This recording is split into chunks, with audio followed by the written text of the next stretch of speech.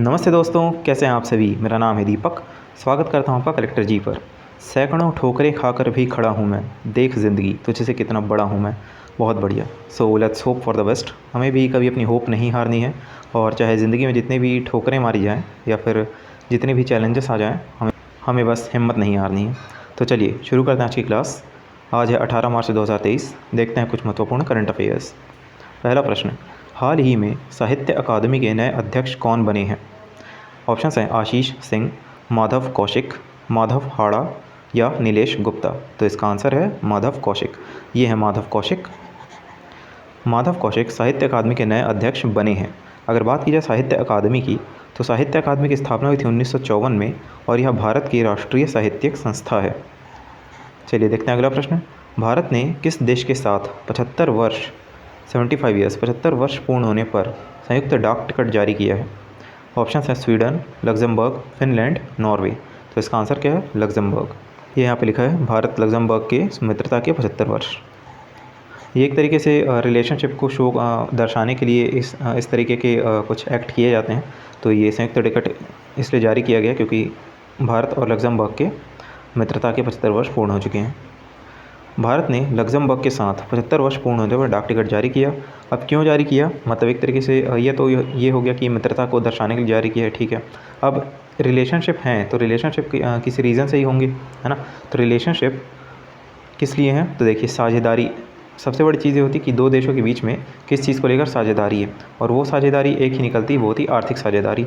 और यहाँ पे साझेदारी कैसी है, तो भारत और लग्जमबर्ग के बीच इस्पात क्षेत्र में पुरानी साझेदारी है।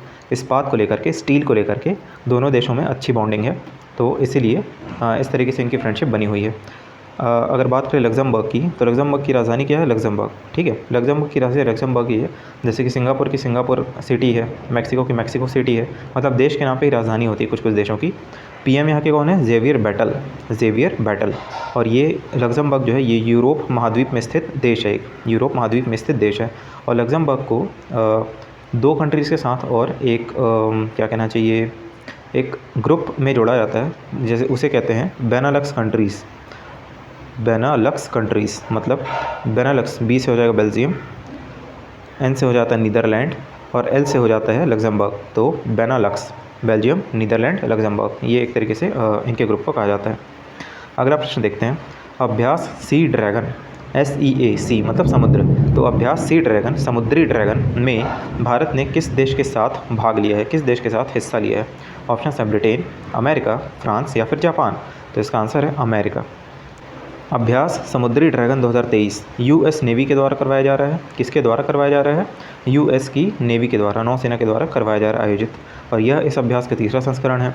भारतीय नौसेना का कौन सा विमान गया है, तो एक P8I विमान एक्सरसाइज सी ड्रैगन 2023 में भाग लेने के लिए अमेरिका के गुआम पहुँचा है। यह अभ्यास कब से कब तक चल रहा है, 15 से 30 मार्च तक। और क्यों किया जा रहा है अभ्यास, अभ्यास में भाग लेने वाले देशों के बीच समन्वित पनडुब्बी रोधी युद्ध पर जोर दिया गया है। पनडुब्बी रोधी युद्ध पर जोर देने के लिए यह अभ्यास किया गया है। अगला प्रश्न देखें। अगला प्रश्न है, सेंट्रल बैंकिंग के द्वारा किसने गवर्नर ऑफ द ईयर पुरस्कार जीता है। देखिए ये क्वेश्चन इंपॉर्टेंट है, क्योंकि ये पुरस्कार जीतने पर आप इनको पहचान गए होंगे। इन्हें प्रधानमंत्री मोदी ने भी कॉन्ग्रेचुलेट किया है, ठीक है, ट्वीट के द्वारा। तो सेंट्रल बैंकिंग के द्वारा किसने गवर्नर ऑफ द ईयर पुरस्कार जीता है। ऑप्शंस हैं शक्तिकांत दास, रघुराम राजन, उत्पल कुमार, BK सिंह। तो इसका आंसर है शक्तिकांत दास। शक्तिकांत दास को मिला governor of the year award. Shaktikanta Das के द्वारा सेंट्रल बैंक का गवर्नर ऑफ द ईयर पुरस्कार जीता गया है। ये RBI के 25वें क्रम के गवर्नर हैं, रिजर्व बैंक ऑफ इंडिया के 25वें क्रम के गवर्नर हैं। उन्हें यूक्रेन में युद्ध के कारण महामारी और मुद्रा सहित विभिन्न संकटों के माध्यम से वित्तीय दलालों को जकड़ने के लिए सम्मानित किया गया है। जो भी गलतियां हुई हैं वित्तीय गड़बड़ियों से रिलेटेड, उनको उजागर करने के लिए इन्हें ये सम्मान दिया गया है। बात करते हैं RBI की, रिजर्व बैंक ऑफ इंडिया की। तो इसकी स्थापना हुई थी 1 अप्रैल 1935 में। RBI अधिनियम 1934 के तहत इसकी स्थापना 1 अप्रैल 1935 को हुई थी। RBI के गवर्नर कौन है वर्तमान में, शक्तिकांत दास, जो कि 25वें क्रम के गवर्नर है, ठीक है, 25वें क्रम के गवर्नर हैं। RBI का राष्ट्रीयकरण हुआ था 1949 को। इसका मुख्यालय है मुंबई में। ये हो गया RBI। अगला प्रश्न देखते हैं। किसने हाल ही में पाक जलडमरू मध्य या फिर से इंग्लिश में कहते हैं स्ट्रेट, पाक जलडमरू मध्य को अंडर 21 एक कैटेगरी है, तो अंडर 21 समूह या कैटेगरी में सबसे तेज़ी से पार करने का रिकॉर्ड किन्होंने बनाया है? ऑप्शन है संपन्ना रमेश शलार, अमित दवे, सौरभ चतुर्वेदी, रोहन भटनागर। तो इनका आंसर है संपन्ना रमेश शलार। ये हैं संपन्ना रमेश शलार।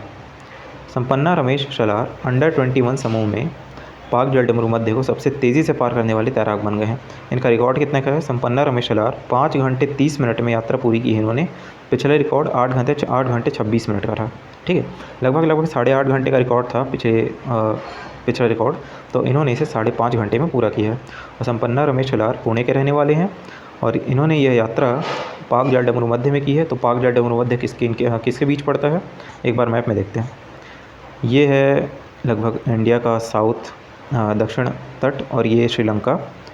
तो यहाँ पे जो ये वाटर बॉडी हम लोग को दिख रही है, जल समूह, इसे हम लोग कहते हैं, मतलब तमिलनाडु और श्रीलंका के बीच में पाक जलडमरू मध्य इसे कहते हैं।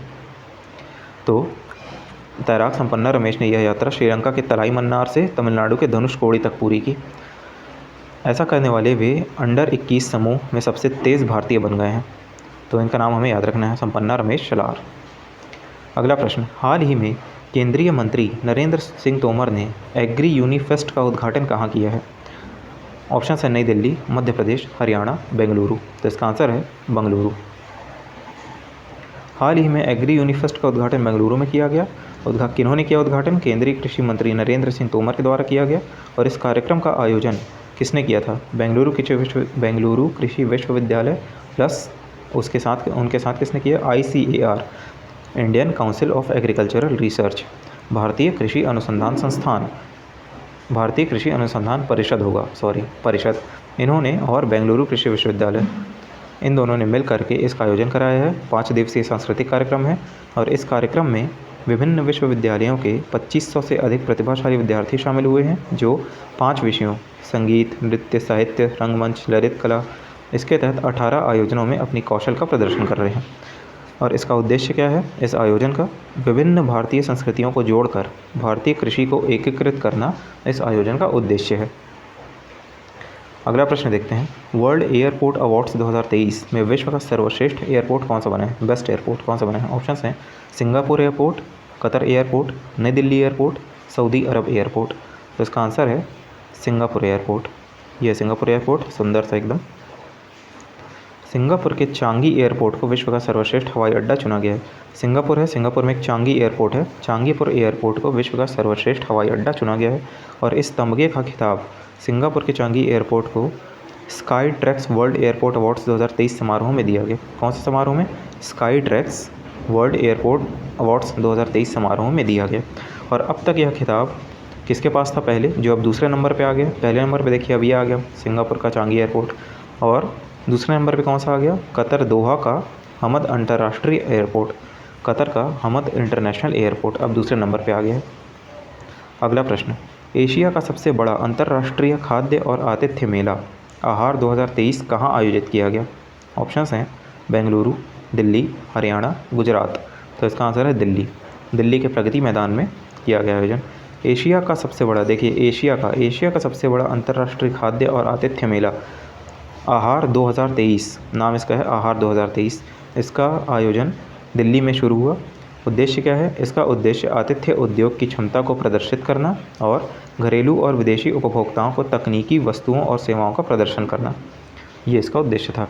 और इसका आयोजन कब से कब तक हुआ? 14 से 18 मार्च। कहाँ पे हुआ? दिल्ली के प्रगति मैदान में हुआ आहार 2023 का आयोजन। अगला प्रश्न, फूलदेई पर्व कहाँ मनाया जाता है? उत्तराखंड में, हरियाणा में, उड़ीसा में या झारखंड में? तो उत्तराखंड का एक बहुत ही फेमस पर्व है, वो है फूलदेई पर्व। तो ये हम लोग को याद रखना है, ये एक तरीके से स्टैटिक जीके भी हो जाएगा हमारा। Okay, thank you. ये थी आज की क्लास। आज के लिए बस इतना ही, मिलते हैं नेक्स्ट वीडियो में। तब तक के लिए आप लोग स्वस्थ रहिए, मस्त रहिए, ध्यान रखिए अपना। Thank you so much.